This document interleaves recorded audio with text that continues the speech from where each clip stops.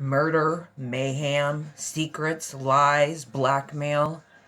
What could I be talking about? Oh, that's right. Riverdale.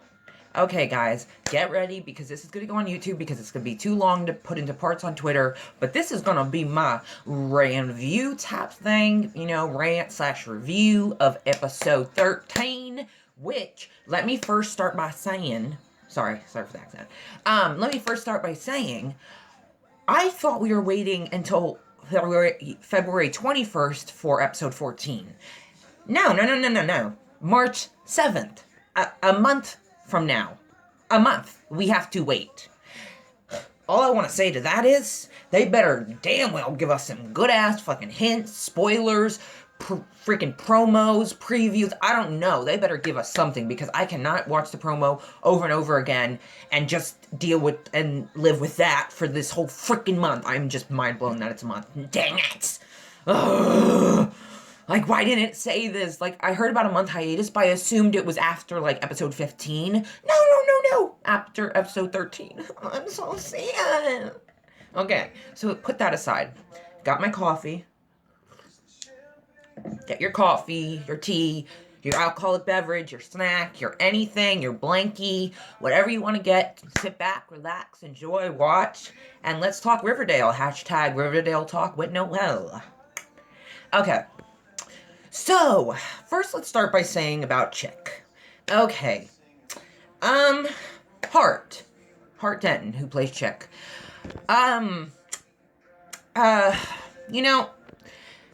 Chick came in as this very sketchy character. Very shady. And yes, he's been through a lot. He's traumatized. I mean, his mind's basically like warped a totally different way than normal people's minds are, so I understand that, but I mean, Hart said there's good reasons for why he does what he does. You gotta just give him time. And it's like, okay, I can live with that. I'll believe that. I'll see what happens. Well, episode 13, Chick is all dramatic. I mean, I said before that he was all traumatized in the corner, which he was, but later on you see that he's a little pretending, I mean, I'm sure he was traumatized, but was he? Because you know what? He's the one who had the guy come over, so...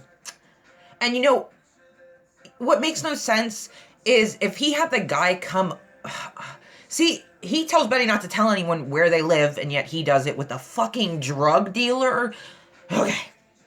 But first off, he told this guy, like Betty even said, that he told this guy to come over because he wanted a fix. He wanted his drugs.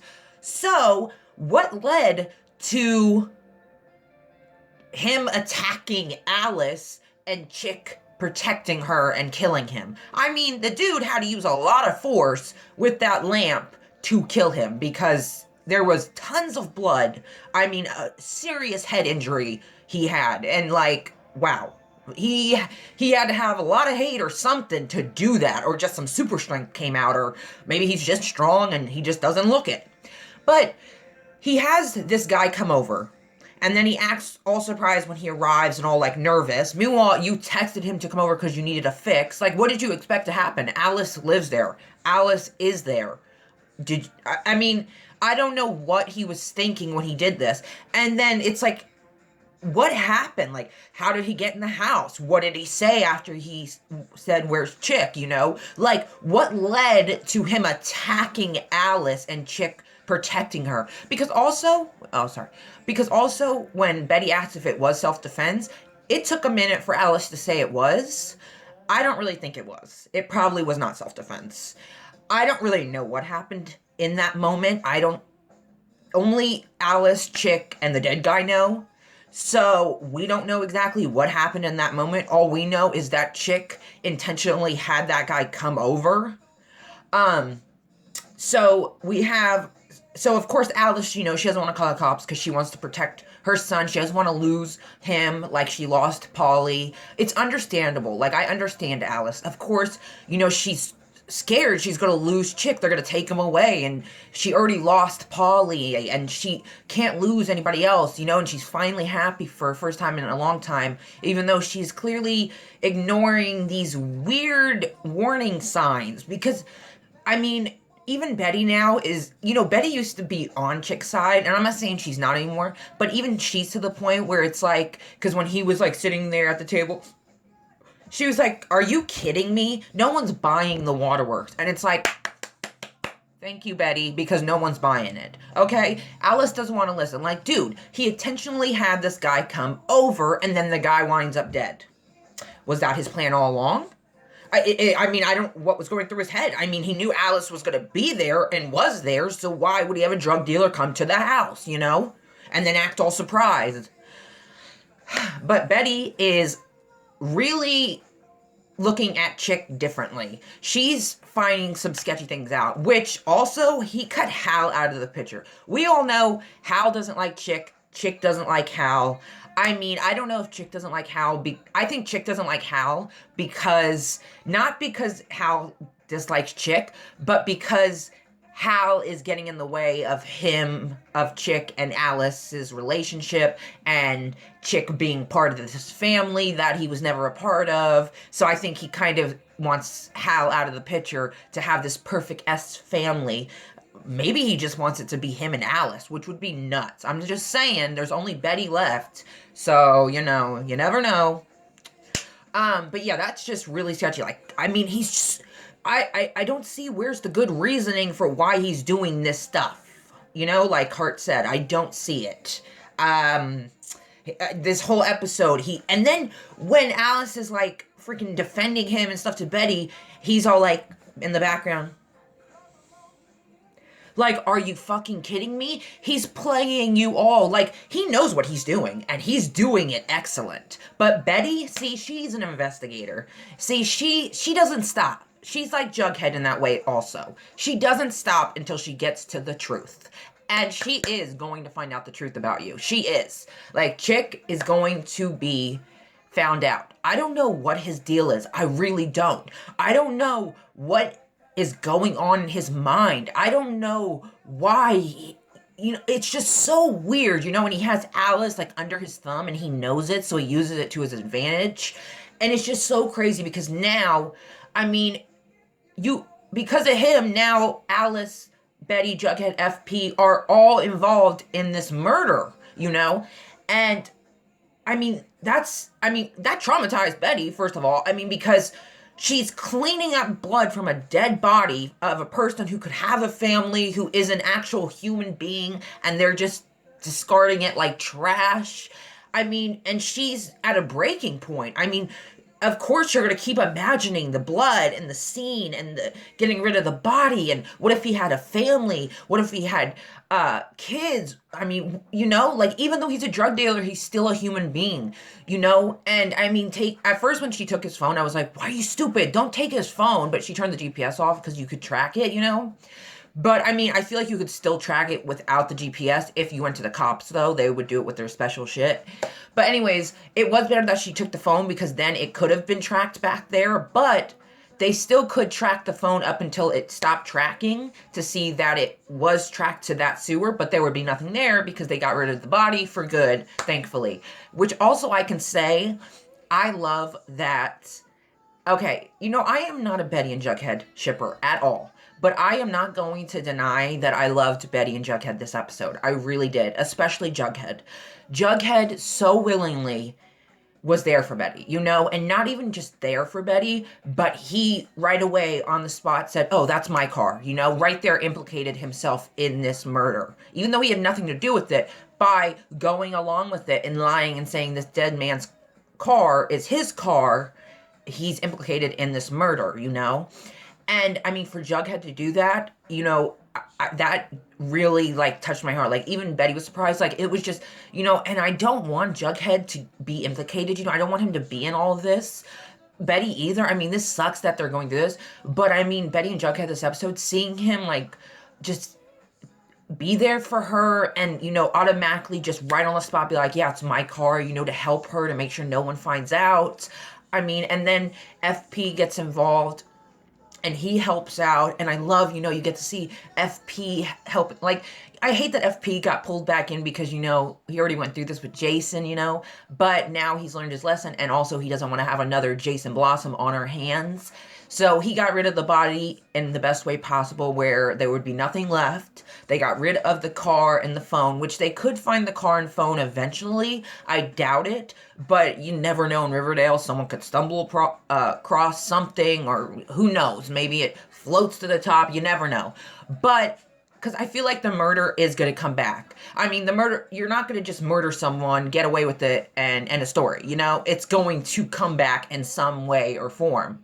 Maybe the girl that Betty was talking to on the phone figures out who was on that phone and goes to Betty and said, why did you have my boyfriend or husband's phone, blah, blah, blah. It's so, like they're saying, why they got FP and Jughead involved is to tie up every loose end, which, as far as I'm concerned, they did, but there's always that one little thing they might have missed. There's always something that could lead back to them and this murder. So I don't see the murder. I mean, maybe the murder is just a murder, and that's all. They murdered someone. It was self-defense. He's done with. That's it. End of story. Moving on. But I don't feel like it's that way. I feel like it's going to come back, and not in a good way. So there's that. Then on to Archie. Okay, Archie. Now, see, this is what I mean when I read that article. Like, if you watch my videos, if you remember, I read an article, and it said, FBI agent Adams, or is he FBI? And I was like, and that always stuck in my head, and I was like, maybe he's not, but it's like, nah, I feel like he is, but then again, he's the only agent. Where's the other ones? Like, he's by himself. But I didn't think he could fake it. Sorry. Excuse me. I didn't think he could fake it that well. Like, I was like, maybe he's not, but I was like, nah, he has to be an FBI agent. He has to be, right? Like, yeah, he's an FBI agent. But then in the back of your mind, you kind of always think, is he an FBI agent? But I didn't at all see this coming to where it led. Hermione hiring a fellow associate to basically pretend to be an FBI agent and see if you would give intel on Hiram, Hermione, and, the lodges. And now, I will say this. Before finding out that Agent Adams is, in fact, not Agent Adams, I was extremely pissed at Archie because there were so many things he had on Hiram, and yet he did nothing about it because of his feelings for Veronica and because he cared about Hiram. And it's like, but at the same time, your dad was being threatened, and you still were doing nothing. And I understand, you don't want to be a snitch, but at the same time, I mean, when your dad's in jeopardy, you gotta do what you gotta do. Like, Hiram, see what's so hard about Hiram is, he's a shady, evil dude. He is. He's one of those evil villains that you love, or at least like. He's charismatic.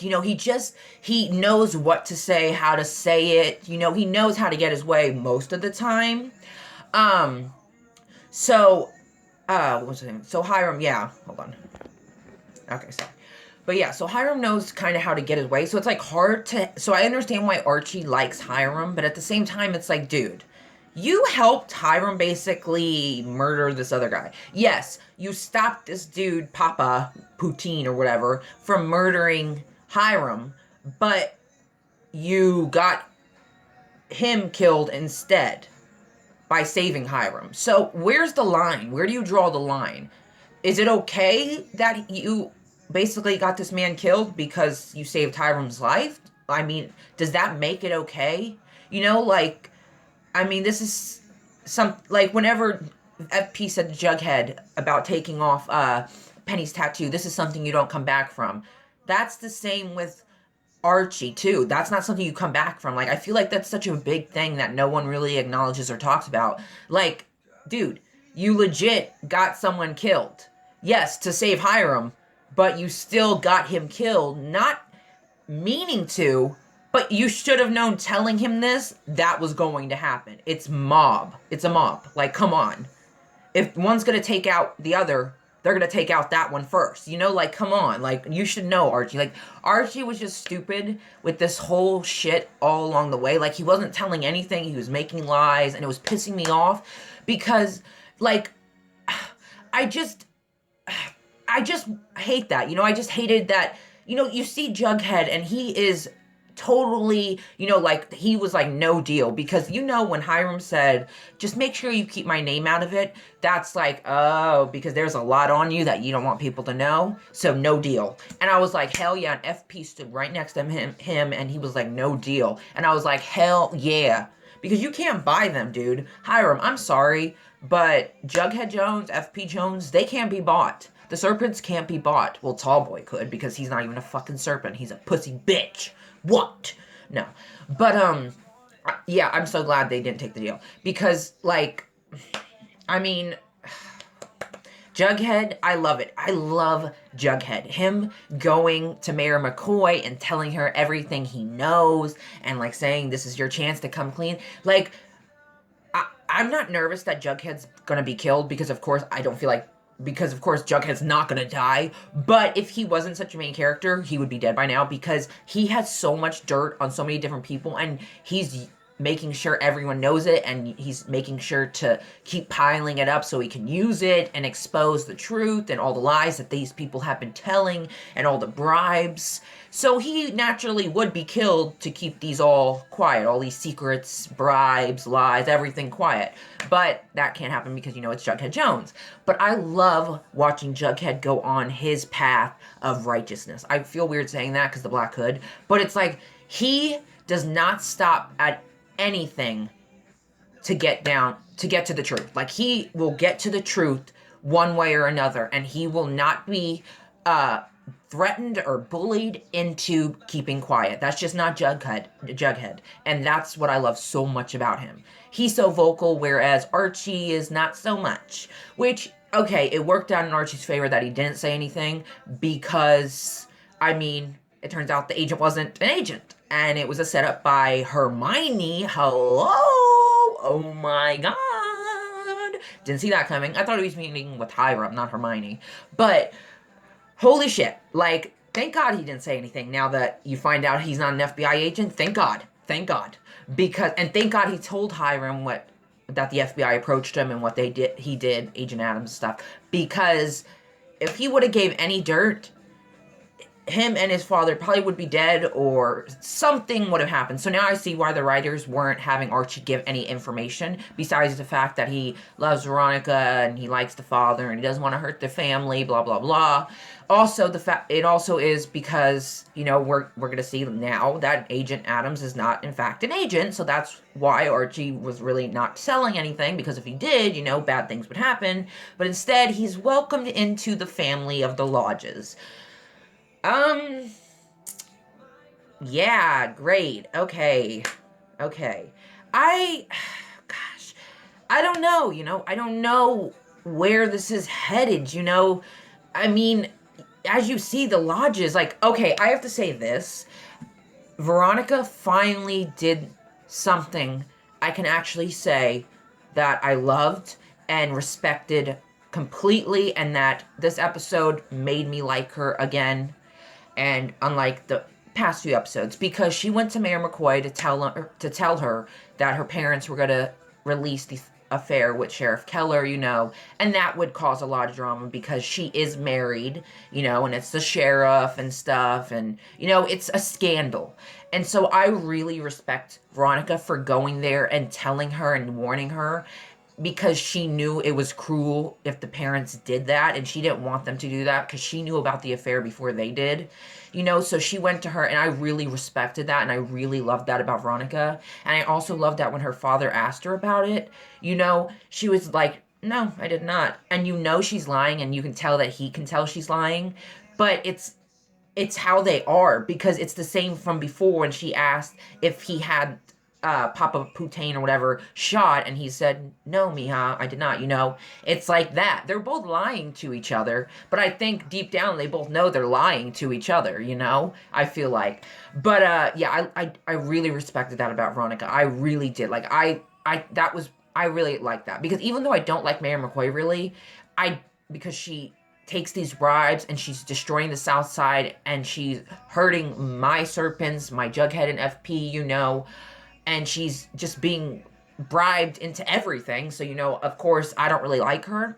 But I do think, like, that was the right call for Veronica to do, because that's just not I mean, especially Josie, that's just not something that they should really put out there. I mean, that's not just going to ruin her, but also her family, Josie, people are going to be looking at her a different way. So I really respect Veronica for telling her that, and that made Mayor McCoy decide to step down, which makes us makes sense why Fred and Hermione are running for mayor, which Hermione probably will win because she can buy a lot of votes and all that shit. But I really hope not, because no, no, no, no, no. The lodges are already trying to take everything over. They're already doing their shady business deals, buying lands, all that shit. If you put one of them in power, actual power, that concerns the whole town, that's very scary. Like, really scary to think about. Because what might they do? There would probably be no South Side whatsoever if she became mayor. So I really hope Fred becomes mayor. I feel like he would become mayor more. Like, I hope he becomes. Fred would be a good mayor. I think Fred should be mayor. Like, they might go the route with Hermione, but I feel like Fred would be better. You just can't have someone like Hermione and that kind of power. It's not a good idea at all. So we have that. Oh, we also had, of course, the little Jughead and Veronica, they were, had a scene together. Anytime Veronica and Jughead are talking or standing next to each other or in the scene together, I'm always super happy. Like, I just love Jughead and Veronica. Which, the promo for next episode 14, holy shit, they are all four in a hot tub, and Veronica and Jughead are about to kiss. Holy shit. Holy shit, holy shit, holy shit, holy shit. I wonder if it's because, like, Jughead finally finds out about the kiss, and they're all maybe drinking in this hot tub, having a fun time, and maybe the kiss is brought up, and, Archie and Betty are like, it meant nothing, it just happened, and then Veronica's like, well, if it meant nothing, then let me kiss Jughead, because it will mean nothing, or something.